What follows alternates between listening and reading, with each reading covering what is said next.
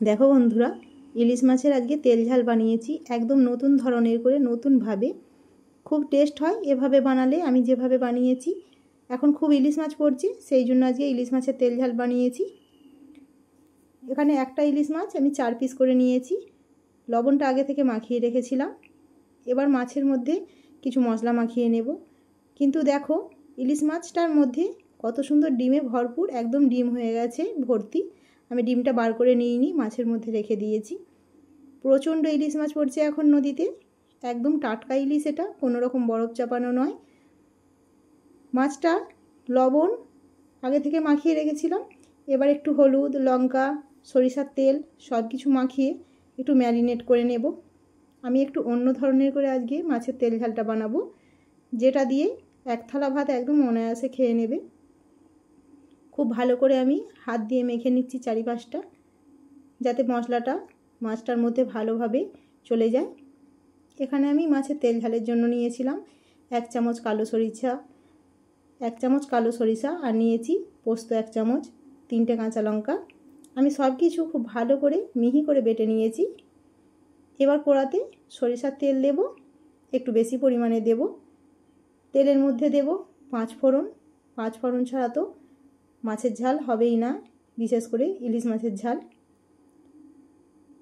আমি হাফ চামচের মতো 5 ফোড়ন দিয়ে দিলাম। 5 ফোড়নটা যখনই একটু লাল লাল হয়ে যাবে, তখন আমি ওই তেলের মধ্যে মাছগুলো হালকা করে ভেজে নেব। একদম হালকা করেই ভাজবো, খুব বেশি ভাজবো না কিন্তু। 15-20 সেকেন্ডের মতো এক পিঠ ভাজবো, আবার 15-20 সেকেন্ড পরে উল্টে দেব। আমি যে থালাতে মাছটা ম্যারিনেট করেছিলাম, অনেক মশলা ছিল, তাতেই আমি একটু লঙ্কা, হলুদ সব কিছু নিয়ে নিলাম। ঝালটা যে যার স্বাদ মতো, যেহেতু আমি কাঁচা লঙ্কা বেটে নিয়েছিলাম, ঝালটা একটু দিয়েছি তাতে, সেই জন্য আমি গুঁড়ো লঙ্কাটা একটু কম দিলাম। মাছগুলো দেখো আমি 15 সেকেন্ডের মতো ভেজে নেওয়ার পর আবার উল্টে দিলাম। পিঠটাও আমি 15 সেকেন্ডের মতো ভেজে নিয়েছি। এবার মাছগুলো একটু সাইড করে মধ্যিখানটা ফাঁকা করে নেব। ওখানটাতে আমি মশলাটা দিয়ে দেবো, বেটে রাখা মশলাটা। খুব বেশি ভাজবে না কিন্তু, একদম আমি খুব বেশি ভাজবো না। 4 থেকে 6 সেকেন্ডের মতো আমি একটু নেড়ে চেড়ে নেব। যেহেতু সরিষা আছে, বেশিক্ষণ ভাজলে তেতো হয়ে যাবে। এবার তার মধ্যে আমি মশলাগুলো জলটা দিয়ে দেব, লঙ্কা হলুদের জল দিয়ে আবারও একটু নেড়ে চেড়ে নিলাম 4-5 সেকেন্ডের মতো। এবার পরিমাণ মতো জল দিয়ে দিতে হবে। যতটা ঝোল রাখবে ততটা জল দেবে। আমি তো একটু পাতলা ঝোল করব।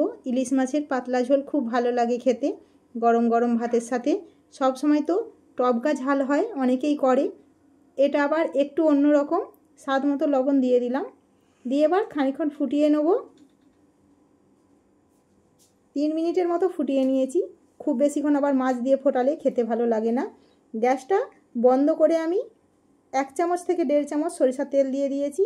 দিয়ে দিলাম চেরা করা 2টো লঙ্কা, দিয়ে এবার ঢেলে নেব। ঢেলে নিলেই ব্যাস হয়ে গেল। কত সুন্দর হয়ে গেছে দেখুন, কালারটা কত সুন্দর এসেছে। দেখে মাত্রই জিভে জল চলে আসবে। এক থালা ভাত তো ইলিশ মাছের গন্ধেই খাওয়া হয়ে যাবে। রেসিপিটা কেমন হলো অবশ্যই জানাবেন। ভালো লাগলে ছোট্ট একটা লাইক করবেন। আর বন্ধুরা, যদি ফেসবুক থেকে দেখে থাকো তাহলে ফলো করবে চ্যানেলটাকে, আর সাবস্ক্রাইব করে নেবে নতুন বন্ধুরা। আশা করি একবার হলেও বানিয়ে খেয়ে আমাকে জানাবে যে কেমন হয়েছে। অবশ্যই খেতে ভালো লাগে। ধন্যবাদ।